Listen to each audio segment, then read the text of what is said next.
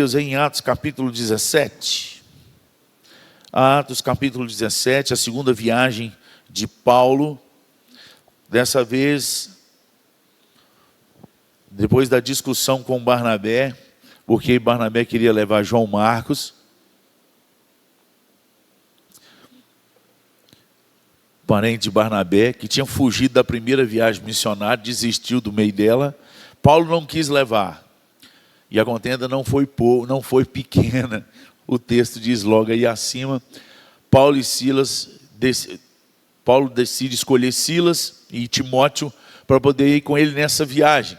E Barnabé pegou João Marcos, foi para outra viagem. E aqui continua a história de Paulo iniciando aí a segunda viagem missionária. Eu vou ler um pouquinho mais apressado, que eu quero ler todo o texto. Você acompanha aí para mim, depois a gente vai voltando em alguns versículos.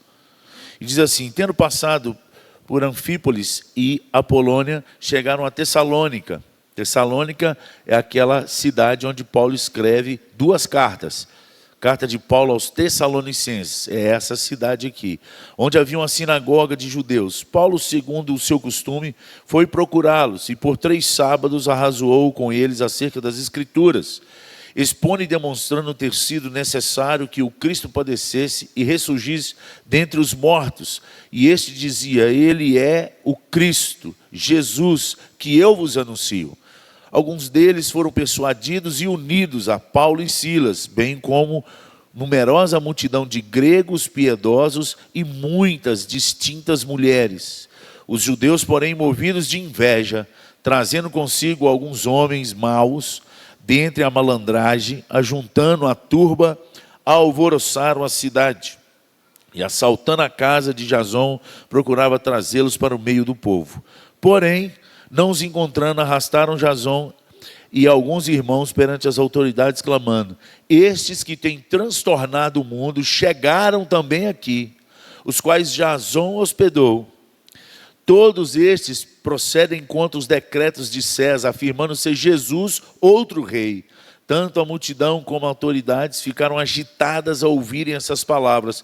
Contudo, soltaram Jason e os mais, após terem recebido deles a fiança estipulada. E logo durante a noite os irmãos enviaram Paulo e Silas para Bereia. Ali chegados, dirigiram-se à sinagoga dos judeus.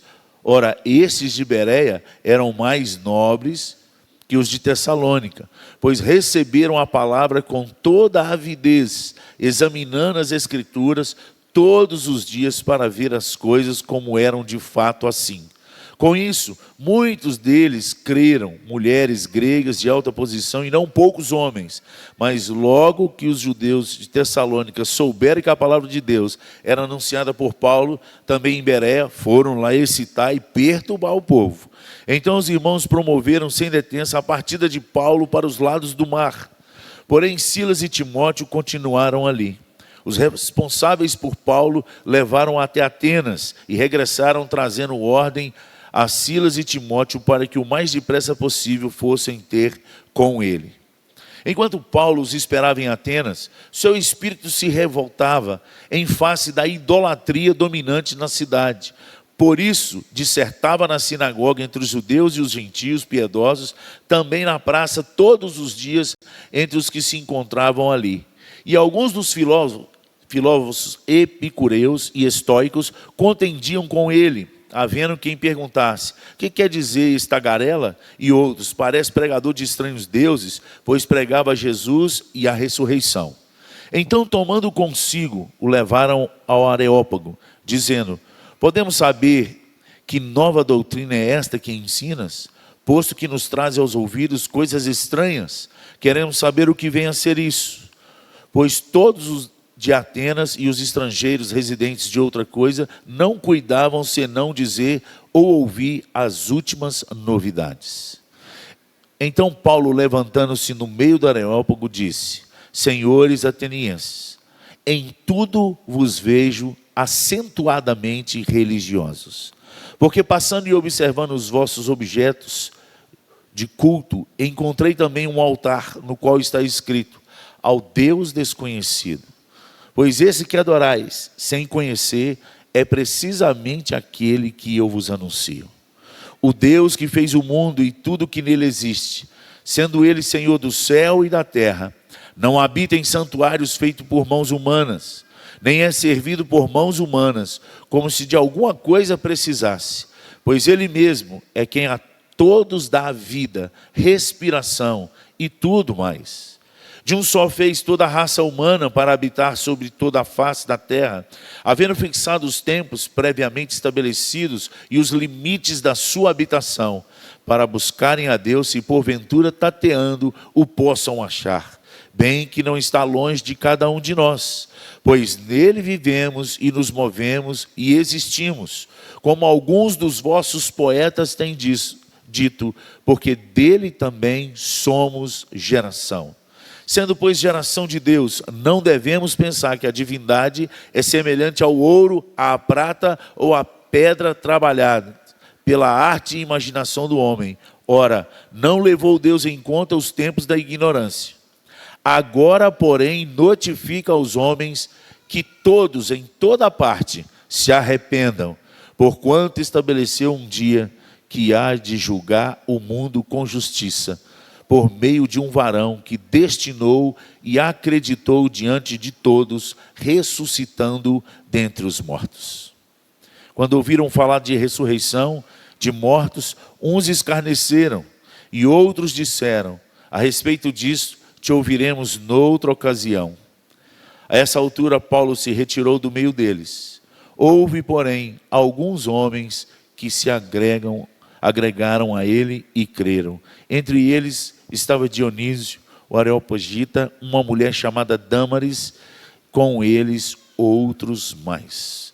Pai, em nome de Jesus, clamo mais uma vez, que o Senhor possa ordenar a nossa mente, o nosso conhecimento, pensamento, e que o Teu Santo Espírito fixe no nosso coração as palavras que precisamos guardar no coração, para tomar postura, posição e não pecar contra Ti. No nome de Jesus que nós oramos. Amém. Irmãos, quando o Espírito Santo de Deus vem, é o tema desse mês, está acabando. Amanhã é o último capítulo de Atos, capítulo 28. Você vai acabar de ler Atos dos Apóstolos. Você tem feito a leitura um capítulo por dia. E o tema que a gente pediu para você guardar no coração enquanto a gente lia Atos dos Apóstolos é: quando o Espírito Santo de Deus vem, o que acontece? O que acontece? Nessa viagem missionária você vai perceber o mover de Deus nas 3 cidades em que Paulo passa, mesmo encontrando inimigos, encontrando gente contra a palavra que ele está falando. Até de certo ponto, de 2 cidades, ele teve que fugir, porque eles estavam criando tanto problema, a ponto de querer fazer arruaça de tal modo que ele não pôde permanecer nas 2 primeiras cidades. E Deus ministrou através de Paulo nessas 3 cidades, de tal forma que muitos se converteram naquele lugar. Não todos, mas muitos. E essa segunda viagem de Paulo marcou 3 novas igrejas por onde ele passou. Mas para nós, o que a gente poderia guardar nessas 3 histórias para a nossa vida, as perguntas a ser feito à nossa pessoa, ao particular nosso. Na primeira viagem, quando ele para nessa primeira cidade, Tessalônica, ela existe hoje, o nome dela é Salônica, tirou o Tes e ficou só Salônica. Ela fica ali no norte da Grécia. Essas 3 cidades pertencem à Grécia. A Bereia mudou de nome. Passou, eu não sei, eu guardei esse nome, mas começa com V. Ela também existe, essa cidade. E Atenas, todo mundo sabe que conhece, os Jogos Olímpicos começaram aí em Atenas. Então, cidades importantes no mundo, cidades que marcaram e tem história até hoje, cidades aonde o Evangelho chegou, o Espírito Santo de Deus soprou através da vida do apóstolo Paulo. Na primeira cidade, Tessalônica, que eu queria destacar para que ficasse no seu coração nessa noite, volta lá no 17, versículo 6. Quando começa a confusão, Paulo começa a pregar e eles vão lá na casa de Jason, tira Jason, e aqueles que não acharam os discípulos, eles estavam pregando provavelmente em outro lugar, mas aquele que o hospedava, eles arrancaram, querendo que eles fossem presos. E foram. Só saíram depois da fiança. Mas houve uma afirmação, que é o versículo 6. Vamos ler junto? Atos 17, versículo 6. Porém, não os encontrando, arrastaram, clamando: estes que têm transtornado o mundo chegaram também aqui. A primeira pergunta que veio ao meu coração enquanto eu estudava esse capítulo e essas viagens é: quando aonde nós estamos indo e chegando, o que tem acontecido, amados? Quando o Espírito Santo de Deus vem na nossa vida, aonde nós chegamos, qual tem sido o impacto das nossas vidas na humanidade, na cidade onde Deus tem nos levado? O que tem gerado naquele lugar aonde Deus te plantou? Aqui no caso, houve um alvoroço. Aqueles que perturbam, aqueles que transtornam, aqueles que estão tirando a cidade do prumo. A ponto, você vai ouvir que em todas essas 3 cidades houve um alvoroço. A fofoca comeu solta, espalhou na cidade. Tem uns homens diferentes e eles estão falando umas coisas doidas. O impacto tremendo numa cidade, quando o Espírito Santo de Deus vem sobre as pessoas que creem em Cristo Jesus. E eu te pergunto, qual é o impacto da nossa vida por onde a gente tem passado? Quantas pessoas têm perguntado o motivo da nossa fé? Quantas pessoas têm perguntado que luz diferente é essa na sua vida? Você já ouviu essa pergunta? Parece que a áurea que está em volta de você é um negócio assim mais... Você é iluminado. Qual é o impacto da sua vida aonde você está? O impacto desses homens foi tão grande que levou a polícia, né? O pessoal que estava na autoridade naquela época, a prender parte desses discípulos. E a palavra de Deus fala que aquele que quer seguir piedosamente em Cristo Jesus, ele será perseguido. Então, o primeiro impacto da minha vida é que se eu não estou sendo perseguido, irmão, tem alguma coisa errada comigo. Se não tem pessoas me perseguindo por causa daquilo que eu prego, daquilo que eu vivo, se elas não estão incomodadas com aquilo que eu vivo do Evangelho, possivelmente tem alguma coisa errada comigo. Porque o nosso Senhor Jesus falou que nós somos luz no meio das trevas. E que aonde a luz chega, as trevas têm que dissipar. As trevas, ela não tem o poder de apagar a luz que habita em mim, a não ser quando eu cedo, a não ser como eu quero me amoldar às trevas, eu quero ser igual às trevas, aí a luz se apaga, porque você entristece o Espírito Santo, e o Espírito Santo apaga. Nós podemos resistir ao Espírito Santo, entristecer o Espírito Santo e apagar o Espírito Santo. Isso tudo está na Bíblia. Mas aonde nós chegamos, e se nós chegamos cheios do Espírito Santo de Deus, não tem lugar para as trevas permanecer. Porque aonde uma pessoa cheia do Espírito Santo chega, as trevas têm que dissipar. Nós precisamos nos posicionar aonde Deus nos colocou. E não é o muito falar. Porque a luz não fala, mas as trevas se dissipam. A luz não tem voz, a luz não tem nem corpo, mas aonde ela chega, as trevas se dissipam. Então, quando o Espírito Santo de Deus vem na igreja, quando o Espírito Santo de Deus vem sobre as nossas famílias, quando o Espírito Santo de Deus vem sobre a minha vida, irmãos, é impossível as trevas permanecerem. Impossível. Se tem algum lugar onde você tem ido e as trevas continuam, é porque você ainda não se posicionou como luz naquele lugar. É porque você ainda não se posicionou como um servo de Deus de fato e de verdade. Você é apenas um presbiteriano, ou mais um batista. E geralmente, quando são igrejas mais conservadoras, geralmente essa turma, mas não é aqui não, é na região lá do leste de Minas, que eu sou de lá. Então estou falando de lá, de Governador Valadares, aqui não tem isso não. Os agentes FBI né, agente secreto de Jesus. Ele está num ambiente, mas ninguém sabe que ele serve a Jesus. Ele está no meio do povo, mas ninguém sabe que ele anda com Deus. São pessoas que quando chegam, nada acontece.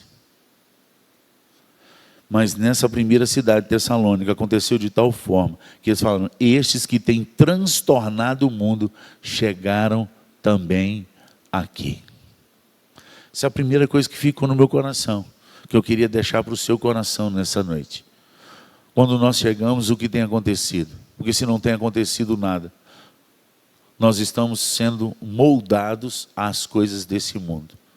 Nós estamos mais parecendo com as pessoas dessa cidade do que com o Cristo que nós dizemos que nós servimos. Tem alguma coisa errada.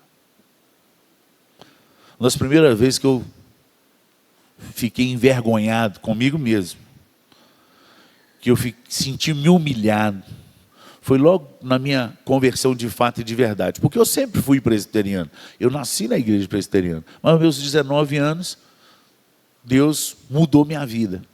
E eu fui trabalhar na madrugada, no Banco do Brasil. E lá nós trabalhávamos numa equipe pequena, uma equipe de 10 funcionários. Eu era um estagiário. E um dos funcionários era da minha igreja. E então aquela noite era só homem. Pensa, 10 homens trabalhando numa madrugada. Pensa os tipos de conversa. E eu no meio das conversas. As piadas. E eu no meio das piadas. Sempre gostei de rir e fazer os outros rir. E eu, novo convertido, estava lá e meu chefe contava piada e eu ria. E o outro funcionário, que era da minha igreja, ele fechava a cara, virava as costas e saía, não falava nada. Porque foi me incomodando. Aí um dia eu falei com ele: por que você faz isso, Henrique? Porque quando a gente anda com Deus, nós temos que rir se Deus ri junto com a gente. E aquelas piadas são imorais. Eu não consigo ver Jesus sentado naquela roda e rindo. Bem-aventurado o homem que não senta na roda. Tomei na cara demais, irmão. Aí agora as piadas começaram a ficar ruins para mim. Eu fiquei meio amarelo. E eu aprendi com aquele jovem. Ele era mais velho do que eu, mas ainda jovem naquela época. Que aonde a luz chega, se as trevas não dissipam lá fora, pelo menos aqui dentro tem que dissipar. E eu fui moldado pelo testemunho de um jovem da minha igreja, amigo, que na época era só mais um funcionário. Hoje ele é aposentado como um dos superintendentes regionais lá de Brasília.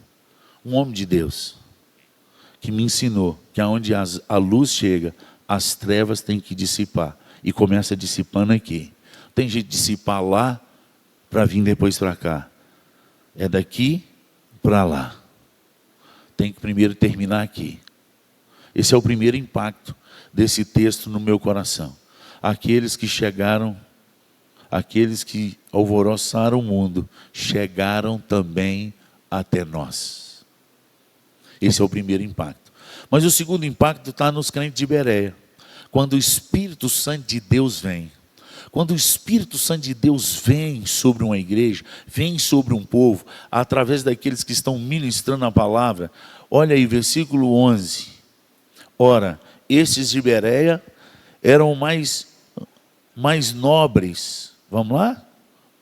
Coloca na tela para nós aí, Atos 17, 11. Ora, estes de Bereia eram mais nobres que os de Tessalônica, pois receberam a palavra com toda a avidez, examinando as Escrituras todos os dias, para ver as coisas, se eram de fato assim.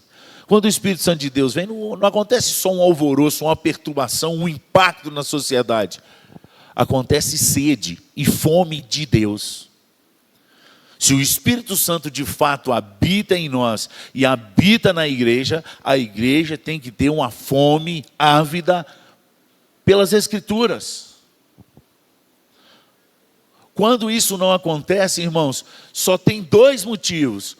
Ou a pessoa não nasceu de novo, ela continua morta, portanto não está nem aí para a palavra de Deus, ou ela anda como criança. É só você perceber as crianças antes do almoço. Crianças, se deixar, só come porcaria.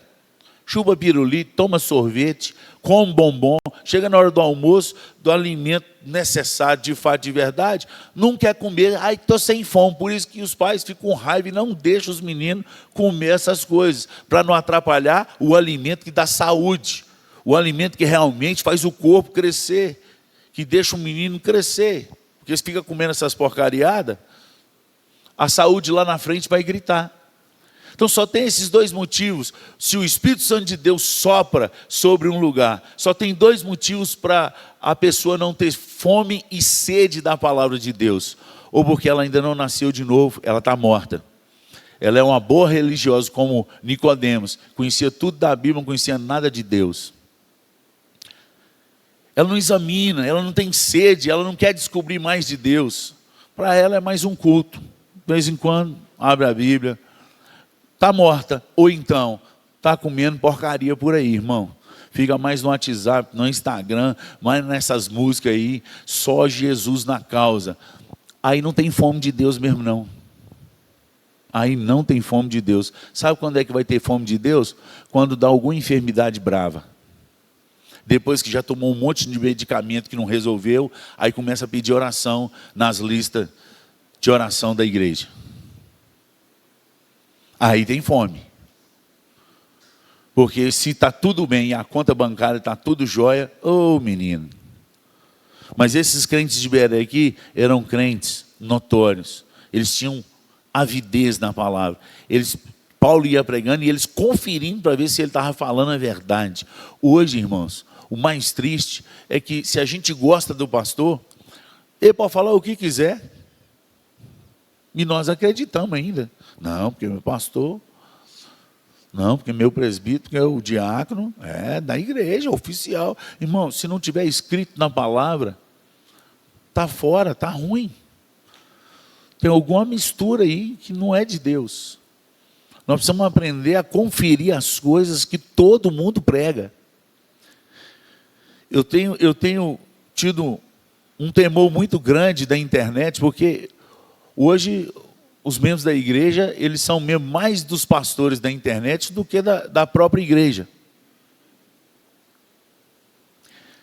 E se o pregador da internet fala uma palavra assim, que põe ele para cima, que fala sobre, não, Deus vai te abençoar, você vai ser próspero, você vai prosperar, porque em Deus não tem como a gente não prosperar, e mistura prosperidade com dinheiro, porque prosperidade não tem nada a ver com dinheiro. Você sabia disso? Prosperidade não tem nada a ver com dinheiro. Prosperidade não é bastante de dinheiro. Você vai ver muitos reis na Bíblia que tinham bastante dinheiro e que não foram prósperos. Tem um rei na Bíblia que ele tinha dinheiro para lá, mas quando ele morreu, ninguém foi no velório dele. Partiu sem deixar saudade. Não foi próspero. Não foi próspero. Prosperidade segundo Deus é quando nós cumprimos os propósitos de Deus e aprendemos a viver contente, alegre, em toda e qualquer situação. Isso está no Novo Testamento.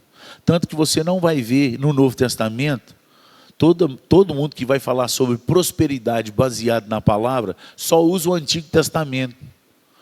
Porque no Novo Testamento, o que tinha mais condição de dinheiro, que foi Barnabé, vendeu tudo e deu tudo para os apóstolos. Botou no pé dos apóstolos, foi ser missionário. Foi viver de oferta.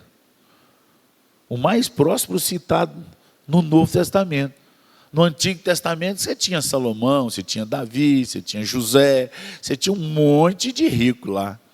Mas no Novo Testamento, na Nova Aliança, depois que Jesus veio, aliás, Jesus nasceu, onde que foi colocado? Numa manjedoura. Se Deus quisesse pregar sobre prosperidade de dinheiro, de ouro, desse trem tudo, ele tinha colocado Jesus aonde? Na manjedoura ou num palácio? Ele não é filho de Deus? Eu aprendi isso uma vez que nunca mais eu esqueci. Eu já contei, eu acho que umas 3 ou 4 vezes, mas hoje eu vou contar porque tem gente aqui que não ouviu. Se você ouviu, para firmar mais no seu coração. Uma vez que eu estava tomando uma decisão, se eu ia ou não ia para uma igreja. E aí Deus fechou todas as portas e mandou eu para um lugarzinho, assim, no meio de 6 presídios. Deus queria tratar meu coração, inclusive nessa área de pensamento, que prosperidade pastoral é igrejão, é...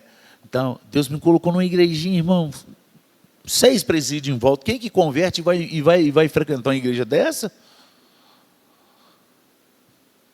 Pouca gente. E eu falei, Deus, como é que o Senhor faz um negócio desse comigo? Eu falei que essa igreja, ainda quis questionar Deus, assim, sendo espiritual, citando a palavra. Eu falei para essa igreja que eu não viria para cá quando eles me convidaram, porque não tinha condição. Como que eu vou ganhar 50% do que eu tinha costume de ganhar? E as contas, quem vai pagar? Que era um salário 50% menor do que eu estava ganhando na outra igreja. Falei, irmão, um pastor jovem, sem casar, eu estou chegando no 2º filho meu, vai chegar agora em janeiro, eu não vou ter condição, irmão. No lápis aqui eu coloquei, está faltando. Pois só sobrou esse lugar. E eles me convidaram de novo.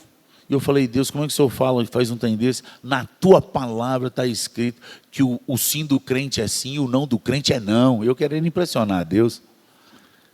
Eu falei não para essa igreja, Deus. Como é que o Senhor faz uma presepada dessa e faz eu ir para lá? Aí suavemente eu escutei Deus falando no meu coração. Que presbiteriano Deus fala no meu coração. Eu ouvi Deus falar comigo assim: você disse não para o primeiro convite. Estão te fazendo o 2º convite. Você pode dizer sim e você pode dizer não. Deus me pegou. Porque rapidamente eu nem pensei, eu falei, mas aquele lugar é feio demais, Deus. Onde estava meu coração? Deus não me bateu. Silenciou e eu chorava. Deus só falou comigo assim: meu filho, por mais dinheiro ou mais beleza que uma igreja na face da terra tenha, nenhuma delas nunca teve e nunca terá a glória que aquele coxo teve onde meu filho deitou. Eu já caí de joelho, chorando. Eu tinha certeza que era Deus. Eu falei, Deus, me perdoa, chorando, me perdoe. Ele esperou eu calmar e falou assim: filho, eu não preciso de igrejas bonitas. Eu preciso de corações obedientes. Corações obedientes. Nunca vou esquecer daquele ensinamento. Nunca vou esquecer. Dali para frente, passei a ser mais ávido pelas Escrituras. Ter mais sede do sobrenatural de Deus. Querer ouvir mais a Deus, andar mais debaixo da obediência de Deus, e só andar quando Deus falar o meu coração. Eu não dou nenhum passo, nem para frente, nem para trás, sem Deus falar. E quando eu dou, Deus traz de volta. Uma igreja que ouve avidamente as Escrituras, sede da presença, aquilo que nós cantamos aqui. Eu senti visitado por Deus, não sei você. Então a presença vale mais. Mas até quando nós realmente queremos essa presença, irmãos? Só no domingo à noite? Aí no domingo à noite vem todo mundo. Que sede é essa? Durante a semana, não posta um versículo bíblico. Posta um monte de coisa. Nenhum versículo bíblico posta. Aí domingo à noite, que sede é essa? Que avidez é essa? Nós precisamos aprender a ser crentes, como crentes de Bereia. Quando o Espírito Santo de Deus vem, o povo é impactado, alvoroçado. A sede vem no nosso coração, com avidez. A gente deseja cada vez mais tudo que Deus tem para nós. E eu sempre oro, já ensinei essa oração aqui, falo: Deus, tudo que o Senhor tem para mim, eu não abro mão. Frustra meus sonhos, minha vontade, meus desejos, mas me dê o que o Senhor tem para mim no nome de Jesus. E eu não paro por aí, irmãos, eu sou guloso. Eu falo: Deus, e se tem alguém na minha igreja que não acredita nas coisas do Senhor e não quer o que o Senhor tem para dar para eles, eu sou o primeirão da fila, pode passar para mim que eu vou querer, no nome de Jesus. Só estou lembrando o Senhor. Enquanto eu estou pregando aqui, eu estou lembrando a Deus. Eu estou na fila, Deus, porque eu quero. Eu quero ser como um crente de Bereia no nome de Jesus, amém? Mas o último versículo, a última viagem, que é essas 3 viagens, quando Paulo agora encontra o Areópago era onde os filósofos defendiam as suas filosofias, pregavam, os políticos iam lá, e aí o povo, vendo Paulo falar, leva Paulo para o Areópago, para que ele pudesse explicar aquilo que para eles era loucura. E Paulo, então, ele parte de uma afirmação de 2 filósofos, Epimênides e Arato, quando ele cita aqui no versículo 28, quando ele fala assim: pois nele vivemos e nos movemos e existimos, como alguns dos vossos poetas têm dito. Foram esses 2, porque dele também somos geração. Paulo começa da cultura do particular, de cada um, do normal daquela sociedade, e apresenta para eles o Deus que eles estavam adorando e que eles não conheciam. E se você prestar atenção, irmãos, até dentro das igrejas evangélicas, está assim de gente que está adorando um Deus que ele não conhece, porque se ele conhecesse, ele mudava de fato e de verdade. A vida dele mudava de verdade. A linguagem dele com as pessoas e para falar das pessoas mudava de verdade. Portanto, essas pessoas têm adorado um Deus que elas não conhecem. Elas estão entrando dentro dos templos com uma Bíblia na mão, mas elas não conhecem o Deus que elas estão adorando. Porque são pessoas que não parecem em nada, absolutamente nada com Cristo. Disso nós já ouvimos o sermão de domingo à noite. Você pega lá e repassa, que é aquilo que o pastor falou para todos nós. Aquele que tem ouvidos para ouvir, que ouça o que o Espírito Santo de Deus disse a essa igreja. Pessoas que adoram Deus, cantam, citam versículos, que vêm nas reuniões, mas não carregam o testemunho de Cristo. Não aprenderam a ser mansos e humildes de coração. E ser humilde de coração nada mais é do que fazer exatamente o que Deus pediu para que nós fizéssemos. Ser humilde não é ser pobre. Não é, nunca foi. Segundo a palavra de Deus. Abre aí em Filipenses capítulo 5. Filipenses capítulo 1, perdão. Filipenses capítulo 1, a partir do versículo 5 até o 11, está toda a descrição sobre o que é ser manso e humilde. Está falando do próprio Cristo, que lá em Mateus tinha falado, para tomar o jugo dele: vinde a mim, tomai meu jugo, e aprendei de mim, que sou manso e humilde de coração. Em Filipenses capítulo 1, do versículo 5 ao versículo 11, você marca na sua Bíblia aí, porque quando você for falar para alguém o que é ser humilde, está aí, está aí. Especificamente para o resumão, está no versículo 8. Filipenses 1, 8, o que diz aí? Filipenses, cadê? Não é isso não.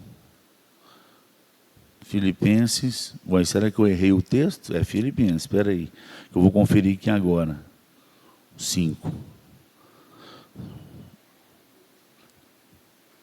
2,5. Vai em Filipenses 2,5. Eu errei o capítulo, então. Agora eu acertei. Filipenses 2,5. Abre lá, eu errei só o capítulo. Obrigado, Jesus. Tende em vós o mesmo sentimento que houve também em Cristo Jesus. Então é para a gente ter, é uma afirmação. Tende em vós paz, Pois ele, subsistindo em forma de Deus, não julgou com usurpação ser igual a Deus. Antes mesmo, leia aí, gente, se esvaziou, assumindo a forma de servo, tornando-se em semelhança de homens, e reconhecido em figura humana. Agora o versículo 8, que é o que é a conclusão, o resumão, para você poder falar para a pessoa o que é ser humilde de verdade, segundo as Escrituras. Assim mesmo, tornando-se o quê? Obediente até a morte, e morte de cruz. Então isso é ser humilde, segundo as Escrituras. É se esvaziar de si mesmo, é abrir mão das suas vontades, dos seus direitos, do que você acha, do que você conhece, para obedecer aquilo que Deus quer. Ah, mas eu também sinto prazer. Deus não quer saber em que você sente prazer.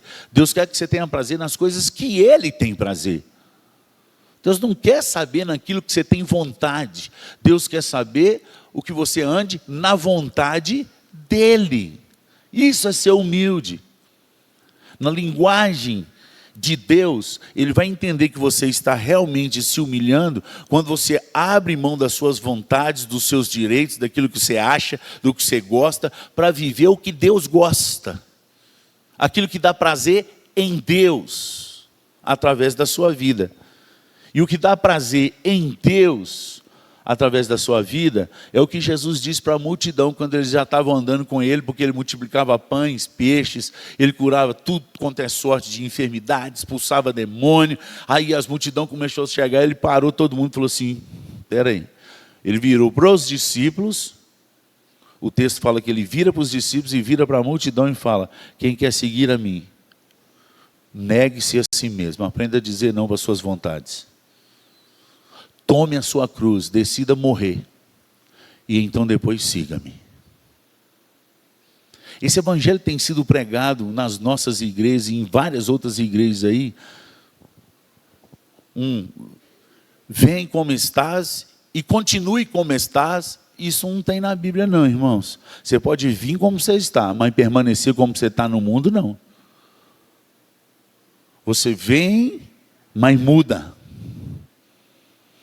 Você vem, mas muda. Se você voltar lá no texto de Atos capítulo 17, você vai ver Paulo falando para Atenas. Ele faz uma notificação. Vamos voltar lá em Atos capítulo 17.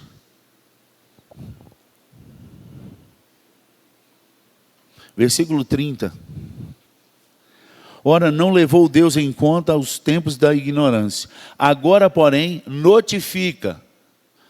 Quem trabalha na área jurídica sabe o que é uma notificação.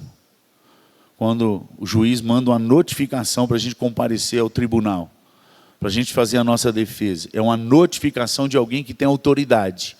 E Paulo está dizendo, agora, porém, notifica aos homens, ou seja, o juiz supremo, de fato e de verdade, notificando aos demais, os que estão abaixo dele, os reis, nações, exércitos, a todos. Notifica o quê? Aos homens, que todos em toda parte se arrependam. Se arrepender, irmão, não é passar por uma igreja evangélica, não é se tornar crente.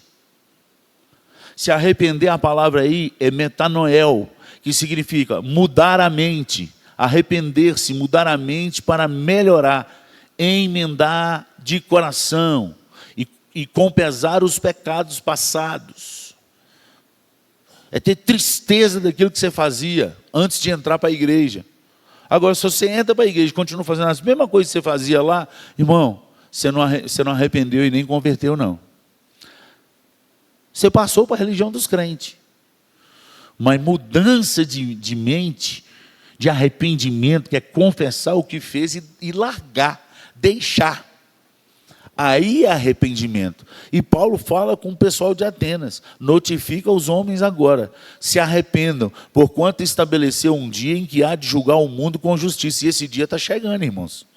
Por meio de um varão que destinou e acreditou diante de todos, ressuscitando-o dentre os mortos. Então só tem um que julga, e ele já julgou. E ele vem para sentenciar aqueles que realmente se arrependeram, contudo, e portanto, mudaram de direção. Estão lutando para fazer morrer a natureza terrena na vida dele. Quando que eu sei que eu estou na direção certa, pastor? É fácil você identificar na sua vida.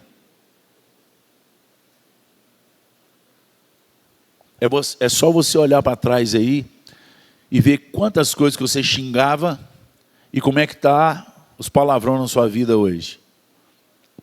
Se está os mesmos, irmão, você não mudou. Você não matou essas coisas. Você não arrependeu. É só você olhar para trás e ver quantas mentiras você contava. E hoje quantas mentiras que você conta. Não, hoje eu não conto mais mentira não, pastor. Só de brincadeira, mas Apocalipse fala, e a todos os mentirosos. Não escapa ninguém, até os de brincadeira.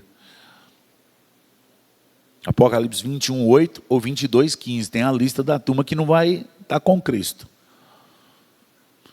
Mas aqueles lá é os que não se arrependeram e continuaram nessa prática, e continuaram na prática. Porque o arrependimento é reconhecer que errou e largar aquele costume. Eu não quero voltar nesse trem nunca mais. É só você olhar para trás e ver o quanto que você era murmurento, murmurava para arrebentar. E hoje como é que está? É de vez em quando? É quase de vez em nunca? Um dia, irmãos, o pastor Jeremias Pereira lá do Oitavo estava pregando e ele fez um desafio no culto e eu estava lá. Pensa, seminarista, com sede de Deus, jejuando, orando, lendo a Bíblia toda. Teve ano que eu li 2 vezes no ano, e aqui eu estava empolgadíssimo, e ele falou assim, vou fazer um desafio aqui para a igreja. O desafio é, você vai ficar 30 dias sem murmurar.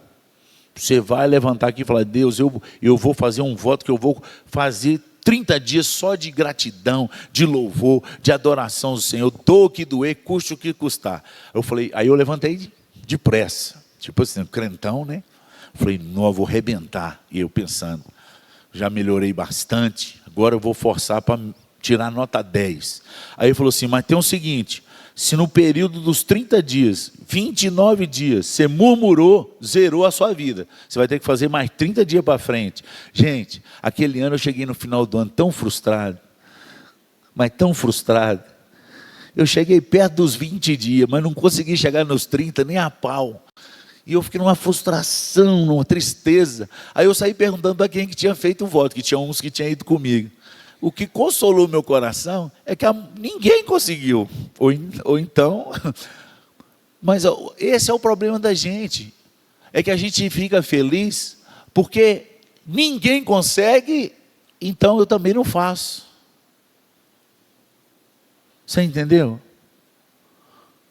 Não, mas aqui na igreja, quando a gente vai chamar a atenção de alguém aqui na igreja, geralmente o que acontece, são raríssimas exceções, falam, não, pastor, o senhor está certo, eu estou errado, eu preciso mudar, é isso mesmo, obrigado. Então, raríssimo. Todas as vezes que eu preciso confrontar alguém na igreja, hoje eu estou com 6 anos nessa igreja, já confrontei muita gente aqui. Toda vez que a gente vai confrontar, a primeira palavra que vem na boca das pessoas é, mas fulano, mas ciclano também, Beltrano. Os mais atrevidos falam assim, eu conheço o conselho dessa igreja, conheço os diáconos daqui. E fala essa afirmação para Jesus quando ele voltar, para você ver o que vai dar. Se vai resolver. Porque nós vamos estar perante ele um dia. Aí você guarda essa afirmação e fala assim, eu conheço os presbíteros toda a minha igreja, Jesus.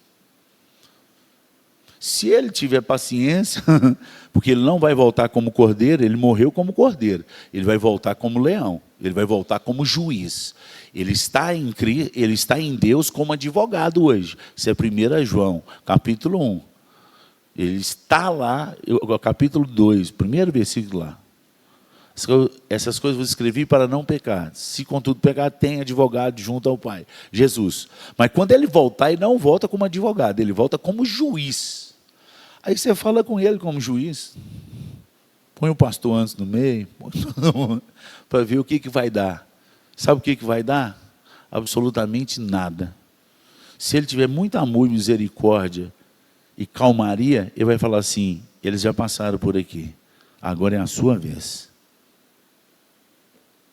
Porque a gente fica querendo escorar os nossos pecados, irmão, na vida do outro. Nós recebemos uma notificação de Deus. E a notificação é que todos se arrependam. Não é que todos descubram o pecado do outro. Todos se arrependam. Ele não quer que a gente ponha culpa em ninguém e nem quer que a gente faça a oração do fariseu. Mas, Senhor, eu jejuo 2 vezes, eu dei tantos dízimos. Se o Senhor contar todo o dinheiro que eu dei para aquela igreja, a oração que Ele quer ouvir de nós é: ser propício a mim, pecador. É a oração que é ouvida do publicano. Eu sou isso tudo aí, mais alguma coisa, Deus. Tem misericórdia de mim. Porque Deus notifica, irmãos. Então, quando o Espírito Santo de Deus vem, há um alvoroço, a sede da palavra, mas há uma notificação de arrependimento, para que todos na terra se arrependam. Porque o juiz vai vir para nos julgar. Enquanto ele não vem, ainda dá tempo. Dá tempo. Mas depois que o noivo chegar, acabou o tempo.